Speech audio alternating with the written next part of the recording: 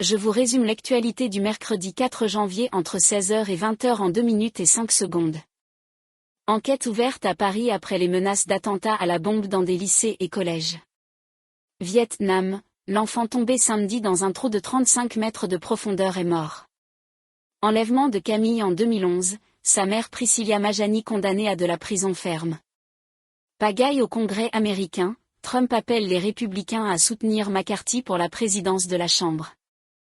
Donald Trump a clairement demandé mercredi aux élus républicains de soutenir la candidature de Kevin McCarthy au poste de président de la Chambre américaine des représentants, dans une impasse après l'échec, rarissime, la veille de sa candidature au perchoir à Washington.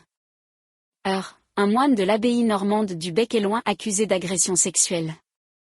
Iran, l'actrice Taraneh Ali Dosti libérée après 3 semaines en prison pour ses critiques envers le régime. L'artiste avait été arrêté après plusieurs messages sur les réseaux sociaux en soutien au mouvement de contestation déclenché suite à la mort de Mahsa Amini en septembre, après son arrestation par la police des mœurs iraniennes. Enquête sur un réseau de corruption, un patron de fourrière parisienne placé en détention. Mort d'une patiente aux urgences de Lariboisière, le parquet requiert un procès contre l'AP-HP pour homicide involontaire. Le ministère public a demandé l'ouverture d'un procès pour homicide involontaire contre l'Assistance publique Hôpitaux de Paris après la découverte, fin 2018, du corps d'une patiente de 55 ans sur un brancard aux urgences de l'hôpital parisien.